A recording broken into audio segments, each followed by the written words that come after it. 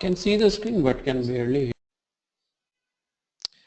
All right, so welcome to the IMR for the week ending Friday, 24th March. We've had the Nifty make a life high this week, of course, and then we've had some hiccup in the last 1 or 2 days. Of course, everybody's blaming it on the US markets and Trump and the healthcare bill not going through in the US. And as we speak, I think they should be convening for that healthcare bill. So one of the interesting things to keep in mind as far as events is concerned is, of course, all our major political, financial events in India are over. But the big global event right now is to do with the US and what might happen there. So right now, or as in one second. Yeah. So as in the US has been, of course, making new life highs, and when the Dow Jones went to 21,000 plus and then has corrected from there. And this was the big thing about the apparently on account of Obamacare not yet getting repealed, one of the GOP or Trump's big campaign promises and all that. Well, now it really depends on how you want to look at events and theory and all. There is, of course, the common opinion that events make the market do something, and then there's, of course, the other opinion that we speak about in the EQNS and BIC quite a bit, that the market has already decided to do something and just looking for an excuse to do the next move, whatever it has already sort of preordained, if I may use the word. And it'll use some event as the excuse to either go up or go down, and then of course our happy-go-lucky news channels are more than happy to use that to twist it any which way they want. So anyhow, I think that's a debate that is endless in terms of how you what you believe or how you think markets, or for that matter life works. Not going to go on with that, but yeah, so right now we have the Dow Jones at about 20,000 sitting there, and if we look at where the global markets are right now, let me just bring that up. Then I'm guessing they should all be in a sort of wait and watch mode till the elections in the US sorry, what am I saying? The vote in the US for the Dow Jones for the healthcare thing happens.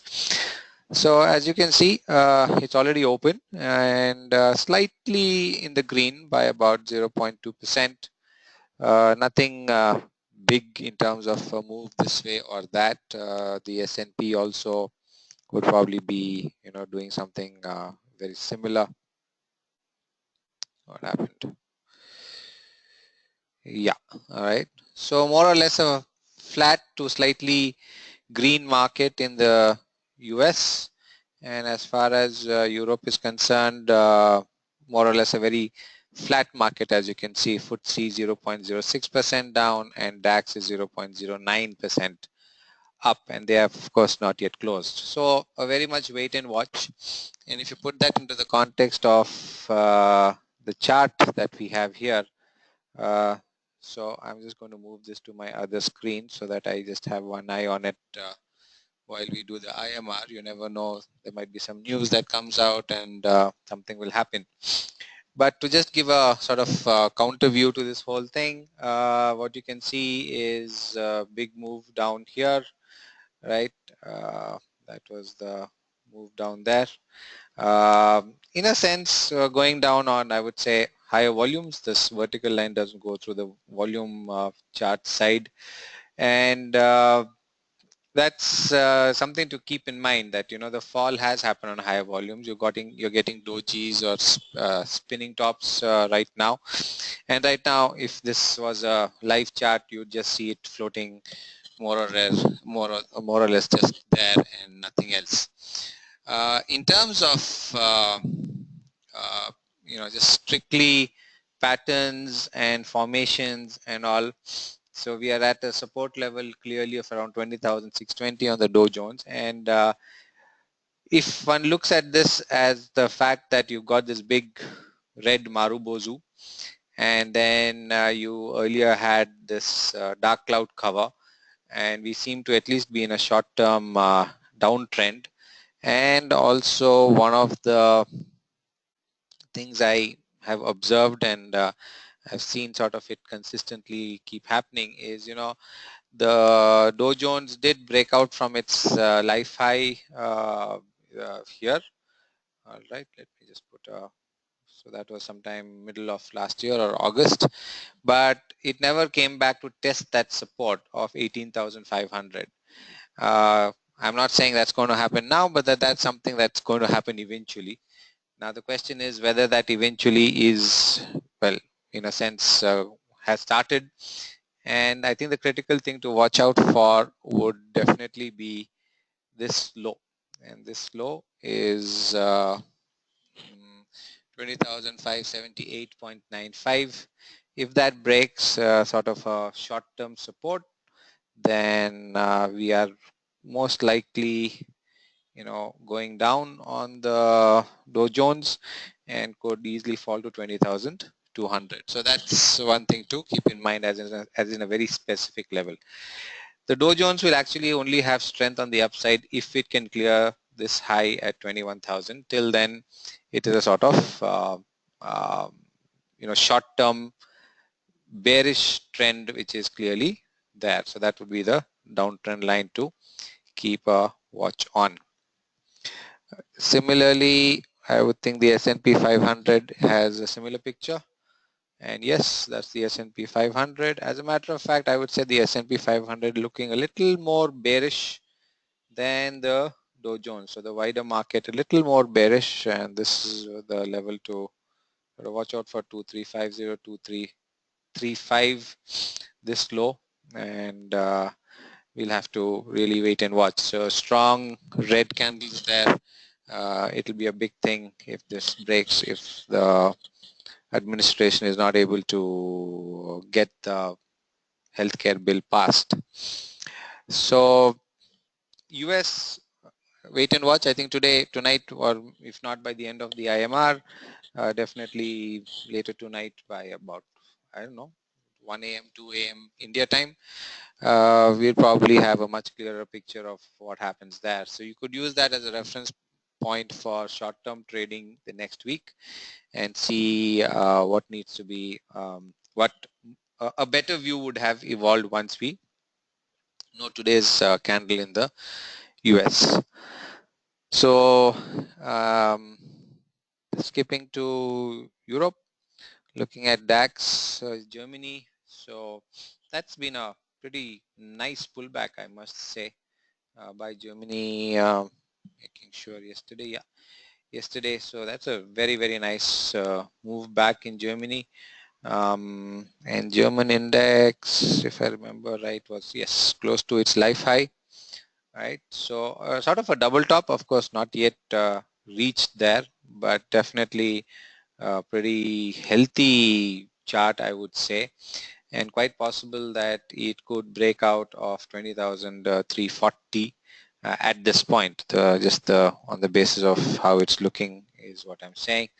Wait, and I think there's some election sometime this time in Germany and France this year. So that will be one thing to keep a watch on. But the trend, as you can see, this is a weekly chart, quite strongly on the upside, I would say. So I would be biased towards, my view on Germany would be that it's more likely to go up than down. FTSE, right? So wow, FTSE is making life highs. Yep, absolutely. So FTSE is making life highs, right? So very clearly, this is a weekly chart, don't forget. So we had that incident in London over the last 2 days. So maybe fall triggered by that, but well, on the other hand, just a normal correction in that uptrend. This sort of strong red candle, again, a bit of a concern. Corrections with smaller red candles are healthier or would be better, but then don't ignore this part where on the left side of your screen where you had this big red candles and came back to a good support, and then it has just firmly continued up. So daily chart there, and you cannot rule out that FTSE is in a uptrend. Now that uptrend clearly, as you can see here, has been broken. There is absolutely no doubt about it, right? So no point fooling around and trying to adjust this line this way. It's not really, doesn't fit the other bottoms, higher bottoms, as you can see. This would be a good uptrend line, and that uptrend line has broken. Now whether this starts a downtrend or not, that's way too early to say, but the uptrend is gone. All right. That doesn't mean it can't recover. It doesn't mean we have a downtrend. It just means that for now the uptrend has weakened in London. The sentiment could easily rebound next week. I think the hangover of the recent unfortunate attack in London will affect the markets, but as clarity happens, as data comes out and about the attacker and all of that, the markets will perhaps just go back to their uptrend ways. We'll see. So Germany looking strong, London looking neutral. I wouldn't say bearish. And then looking at CAC, right? France, one of those economies which is still bad, has nowhere close to its life high of 2000 mid 7. But again, France also, on a pretty decent uptrend, and that uptrend I think is very much on track. Just to look at Nikkei. All right, so Nikkei data, something is wrong, I think. All right, so at best we'll just leave it as saying that it is sideways. There is definitely no trend here, right? Okay, so we'll wait and watch. So overall, I would say the US markets at a pretty interesting juncture and to decide what they might want to do next. We'll just have to wait and watch. But an uptrend in the US can only happen after a further 4-5% up move to basically say that the uptrend has happened. Now, one thing to keep in mind is that this could be in terms of an evolving pattern. Let's go back to the Dow Jones. Some sort of a rounding top, or even a what would I say?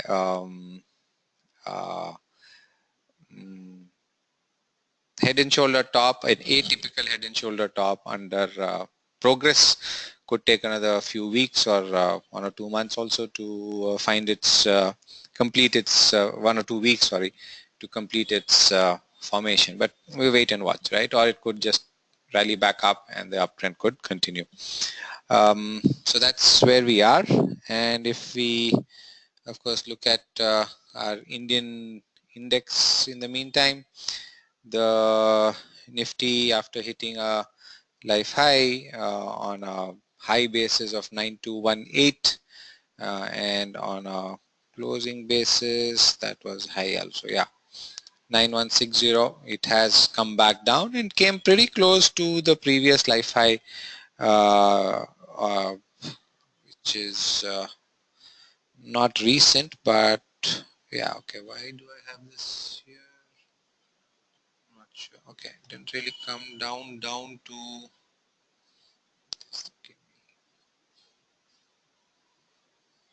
right, that's why. So the highs here, so this is a pretty sort of a double bottom, sorry, double top, one top here, one top here, a sort of triple top there, right? A bit of a struggle in that, so that wait and watch which was there, and then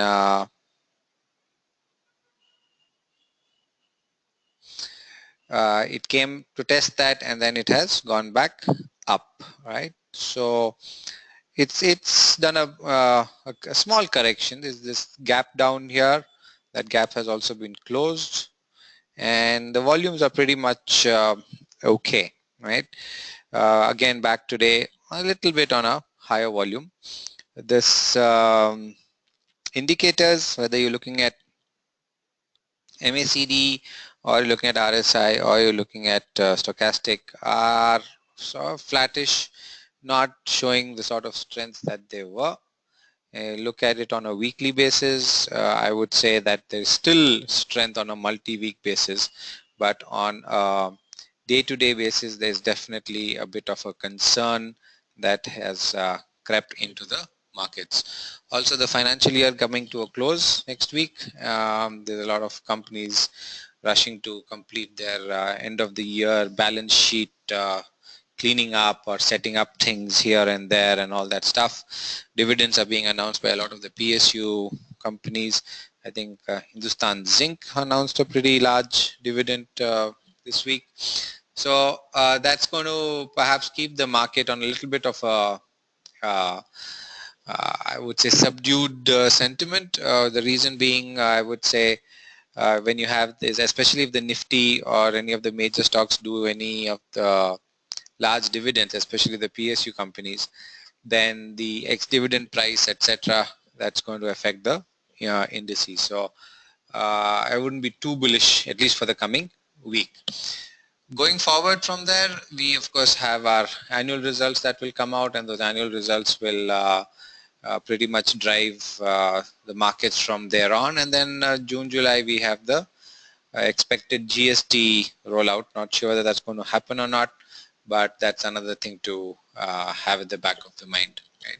So all these things in the pipeline.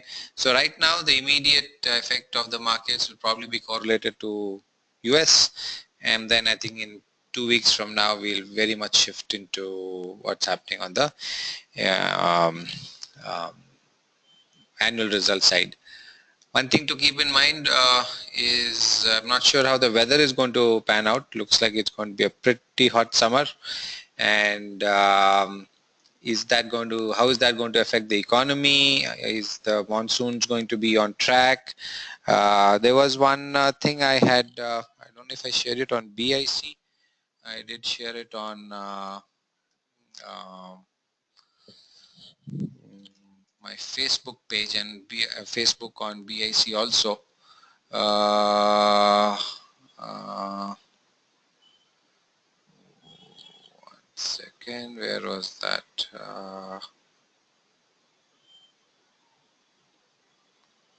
There was something about a pretty hot and unpredictable weather.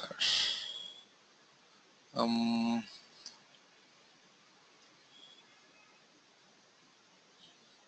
sec.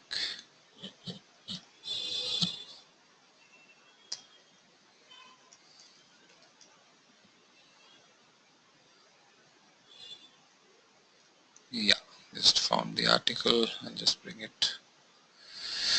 So this is something to, I think, keep in mind for probably the whole of this year. Please read the article. You can just Google for it on. It's there in quite a few websites now. On the Hindu Indian newspaper, the World Meteorological Organization talking about 2017 going to probably have even more unpredictable or extreme weather. So this is something to just keep in mind, that this year is going to perhaps be a lot more challenging than what the last year was. So yep, nothing more to say. We are already facing the summer. There's going to be a pretty big water problem in Bangalore, looks like, and we'll just well, nothing else, I guess, just have to ride it out. All right, so coming back to the charts. So the view on the Nifty, for my view at least, 9,200, 9,210 for now. That's of course the immediate resistance, and the level to watch will be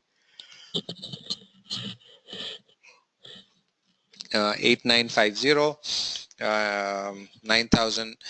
Of course, in all the long-term, short-term trends are all very bullish. But if 89 or 9,000 breaks, and especially this 8970, 8950 breaks, then we could see a pretty quick fall to 8,800 to maybe 8,700 or even 8,600. In which case, you definitely get a pretty strong downtrend, and then whether the market could very quickly recover from that, I think, is something to think about. All right. So till the 9200 or 9900, 8950 levels taken out, it's a pretty sideways view. Okay. So with that, looking at our sector indices, so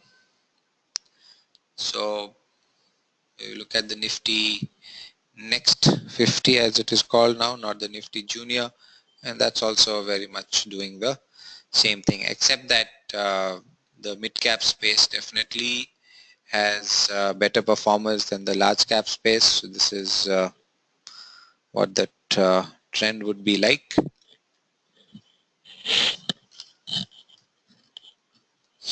So 25,000 psychological mark, that's for sure, round off number and all, very much something to keep a track of as far as the Nifty Next or Nifty Junior is concerned.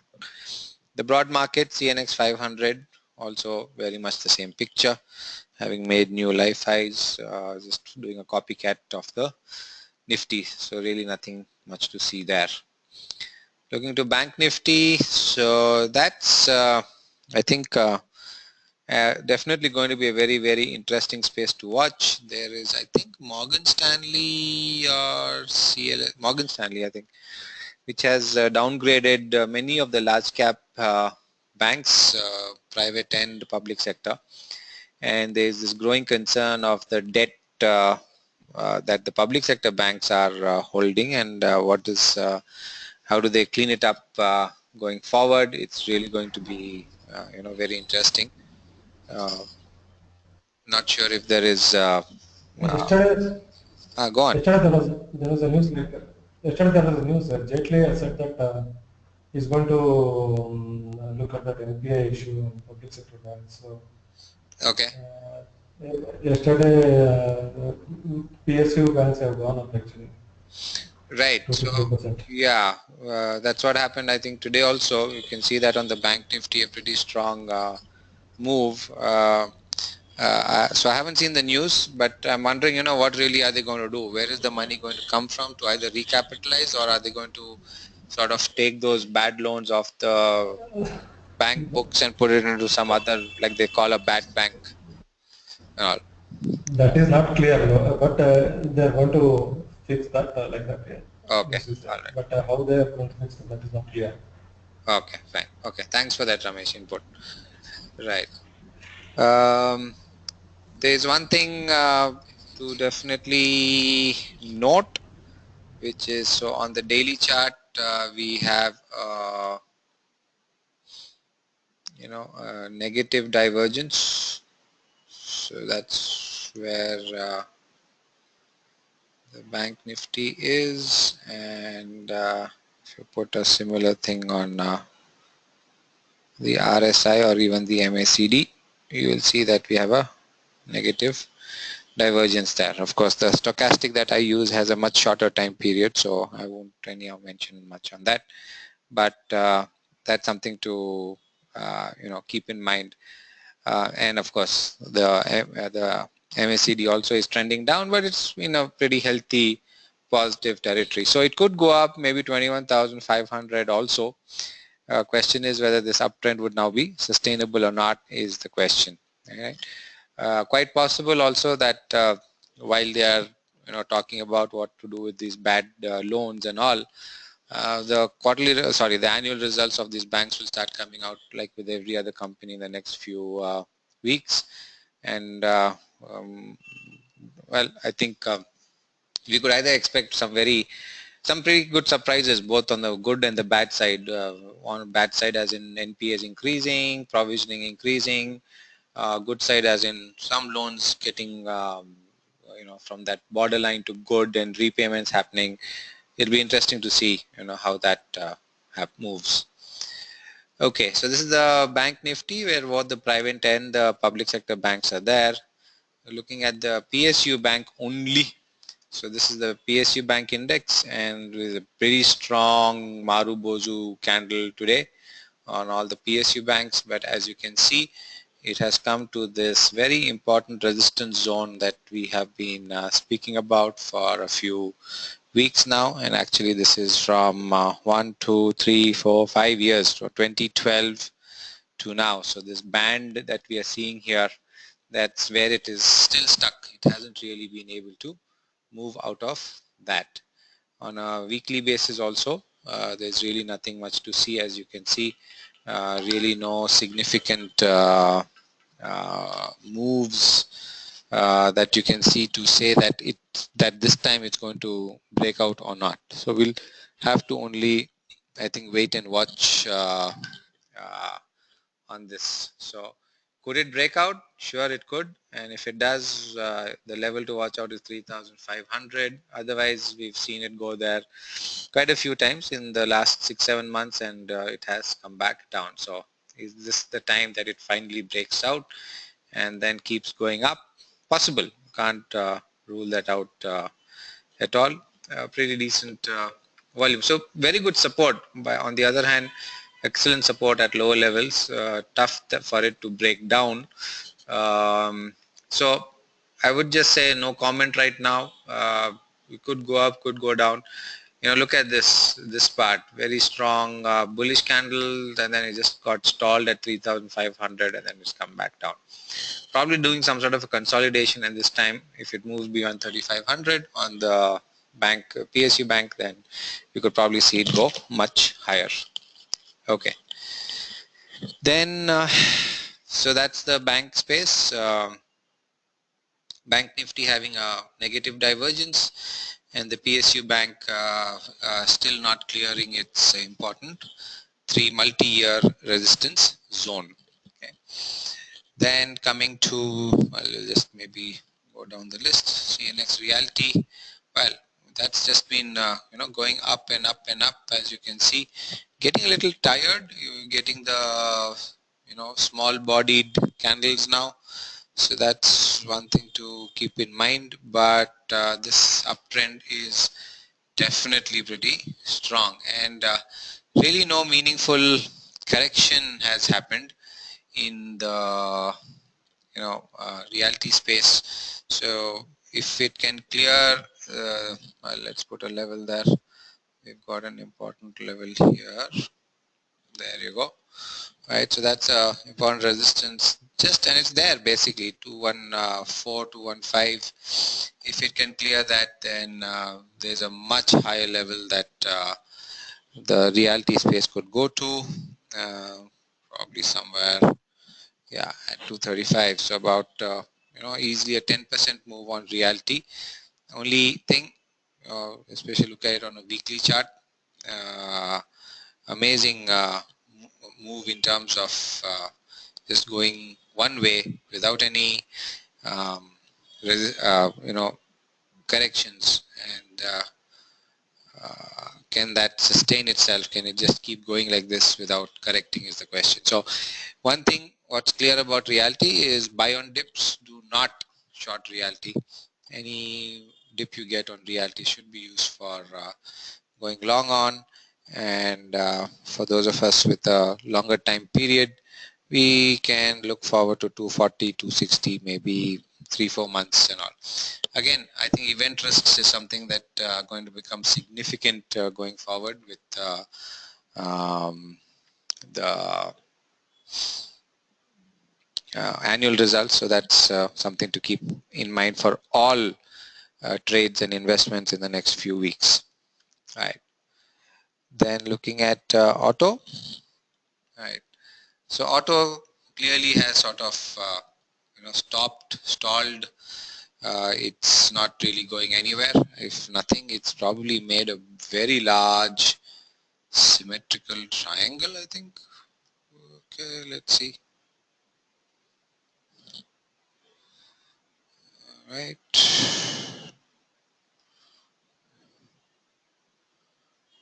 Not sure where to put this line. It's Pretty crazy.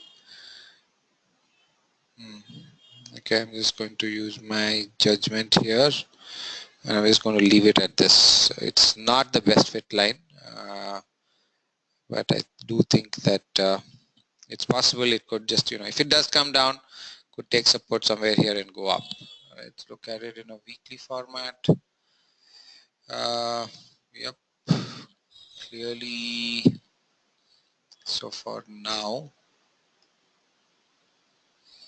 that's where we are, looking like an ascending triangle, isn't it? You've got that top there sort of, and so this is clearly wait and watch. I don't think this is anything more than that to be said on autos. So autos pretty much range bound in the last many months. Can't say anything much more on this. Okay. Consumer durables, so that's one space. Usually we don't track it much at all, but that's definitely done well.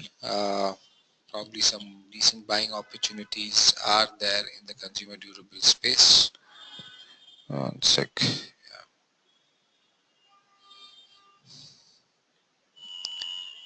Okay. And then if we look at capital goods, all right. So I think some L&T made a decent move last week, and it's capital goods clearly again having broken out from that resistance zone of 15,750 and all. A pretty good breakout. You had this symmetrical triangle gapped breakout on top of that. This is likely to keep going higher. Unlikely that it will break down or turn around. So capital goods definitely looking strong. FMCG, so FMCG, there's this big move in ITC, and whether you look at the CNX FMCG or we look at the BSE FMCG, more or less copycat guys. So FMCG definitely looking healthy, but there's a clear gap there account of ITC. So I'm not sure whether this is an FMCG wide, all the FMCG companies are doing really well, or it's just ITC, or and since it's especially got a very strong weight in the FMCG index, whatever it does, especially when it makes a big move like it did, makes a lot of difference to the entire index, of course. So need to be a little cautious before reading too much into this. This could just be a stock specific move and may not be a sector wide move. So we'll have a look at that later. But FMCG looking good, and this gap that needs to be filled, 23,800. If it goes above that, then I think next stop more than 24 is 25,000 on the FMCG index. As we all know, unfortunately, none of these are traded, so not no point really talking about levels too much. IT, so look at that. IT, this downtrend line has been there on this chart for, I don't remember how long, but it's been there for quite a long time. This is a 2-year downtrend line entering its 3rd year right now. And look at how the IT index goes there and just gets, beaten down by that downtrend line. So IT is another sort of iffy space. Not sure whether it's going to be able to break out of it or not. On the fundamental side, things are sort of getting, if I may say, bad to worse. You had anyhow slowing down of the industry, you had automation issues, which in theory could increase the profitability and the margins. Then you have Trump and H1B, and then you have the appreciating rupee. So the rupee, as we know, has gone from 68 to 65. So it's what do you do? So now you're getting less rupees for the dollar. So unless, of course, the company is working on a 100% hedged basis on their currency inflows, it won't matter. But if it's not, and it's a mix, some companies do hedging, some companies don't. Tough to say how it pans out. But right now, technically, you have to be very careful here. It will be pretty dicey to say whether to go long or short. On the one hand, you've got this 2-year downtrend line. On the other hand, you've got the long-term moving averages which have turned up. So which one is it going to listen to? So in terms of level specifically, well, it's very clear that the CNX IT has to clear 10,950, and it has to be able to do that in a strong candle, in which case then IT as a sector would continue to be a good buy. On the other hand, if 10,700 breaks down, then we could easily see 10,500 on the IT space, and then after that it could still bounce back up, right? So this is something interesting to keep a watch on. Definitely a lot of good learning will happen in watching how the market behaves around this levels, whether the 200-day moving average at 10,500 or it breaks out at 10,950 on the IT side. Okay, so next is healthcare. So pharma has been pretty badly hit on account of various US FDA issues, and then I think there was some hope about Trump wanting to bring down healthcare costs in the US, but then on the other hand you have all this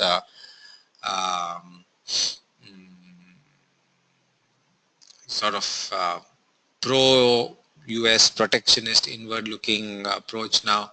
So whether these companies are really going to benefit from that or not is a tough call. And the healthcare, basically the pharmaceutical guys are in a sort of, I think, in a sort of no man's land. Things are really not clear at this point, and I think the charts continue to reflect that. I'm just going to extend this so that we have it into the future, and then really don't know how it is. So it's clearly going to have to take the markets are going to have to take a call on this sooner than later. We are sort of coming to the end of that consolidation in a few weeks, and it's either a breakdown below 15,200 or a breakout above 15,600, right? So mixed bag also on the company specific side. On the healthcare side, some doing well, some not doing well, so you just have to wait and watch. Okay, so that's healthcare. IT, we did that. Metals. So right, so so I remember talking about this rounding top here.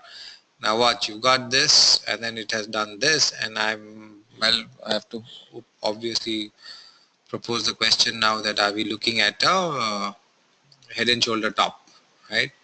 So are we seeing a head and shoulder top on the daily chart? We cannot see it on the weekly chart, but on the daily chart, left shoulder, head, right shoulder. Is that perhaps happening on the IT side, on the metal side? None of the indicators indicating any further strength right now. So metals is in a pretty wait and watch mode. Really nothing much else to be said about that. Why is this? Why can't I pick up this curve? What's happening? Alright, fine. And yeah, wanted to draw it here and then draw it here. Right. Okay. So potential head and shoulder, if this 11 neckline, potential neckline at around 11,490, 11,500 breaks, then we've probably seeing a 1,000, 2,000 point drop on the metal index. Otherwise, for now, it's pretty much okay. So metals are sideways. Power index, same thing, right? Could go up, has actually broken out of some important resistances, but right now a little bit range bound and could go up all the way to 2,400. But again, I think it will be stock specific, company specific stuff. Clearly a lot more red candles, the size of the red candles, so the bears more active than the bulls at this point. We just like to perhaps keep this here and leave it and see how this works out in the future. Realty we did. I did CNX Realty. All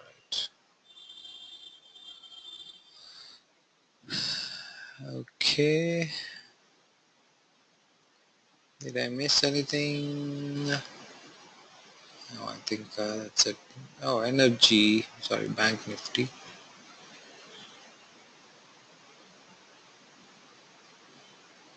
Yeah. Okay. CNX BSC power has not gone to its life high, but we have that from 2011, and CNX energy is only from 2012. That's right. Okay. So the not to be confused that this is a life high, just that this history is not long enough at the back, so we don't know. The OMC companies, I think they've got some favorable fundamental reviews about they could be good long-term wealth creators still, in spite of their run-up in the last 1 or 2 years, which we have referred to in the mentorship group. All right, so that's it. I think for part 1 of this IMR, the spaces to watch for the consumer durables, which we usually don't have any of in the indices. Then we've got capital goods showing strength, and possibly the PSU banks, but the PSU banks, like I said, are in that resistance zone of a multi-year thing. Until it clears, we cannot be sure. The other really critical one to keep our mind on is CNX IT, very sweetly poised at a very nice price level, and we'll have to wait and watch what happens there. So overall, a market which is, I would say, at best 50-50, quite split. There is no sector I can clearly say will lead the market up or down. Most of the sectors seem to be, like you saw even in pharma, where is that? Or for example, metals doing potential, rounding top formations, or just to look at it on a weekly chart, BSC metal just noticed something. So weekly you have, this is a small left shoulder, this is the head weekly, and this is the right that could be going on. So this is something else to keep in mind. And reality, yes, reality was the other one which had a potential, bullish outcome. But and maybe FMCG, but everything else is sort of iffy, 50-50, and I think it'll become a very stock-specific game in the coming weeks, especially with the annual results.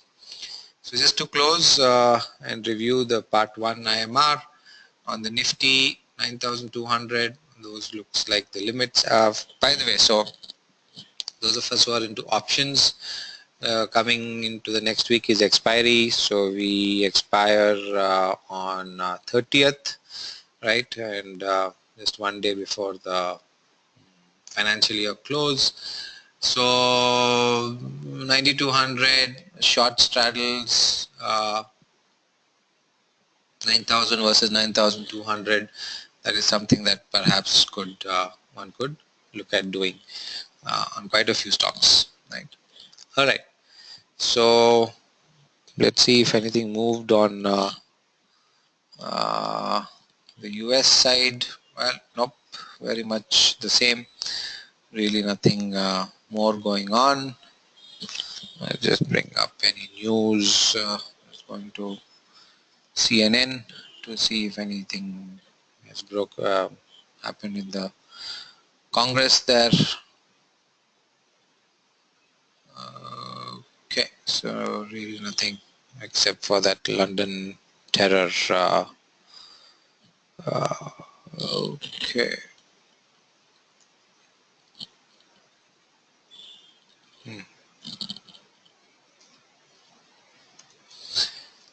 All right, so there we have it. Really nothing more to say on the major global indices. So it's a wait and watch. So with that, I will close part 1, and I will just send you the links in 30 seconds for part 2. If there are any questions about what we did in part 1, then, or you want to add any views or anything for the coming week, then well, most welcome. Anyone has anything they would like to add, or any questions that they have, then please do so. You can put it in the chat box if you like. Okay, so closing this down. Thank you very much. The recording will be up hopefully by tomorrow evening, and then I'll send you the links to watch the recording by tomorrow evening, right? Okay, or if possible tonight. Alright, so just hang on for 30 seconds and I will send you part 2 IMR. Right, see you.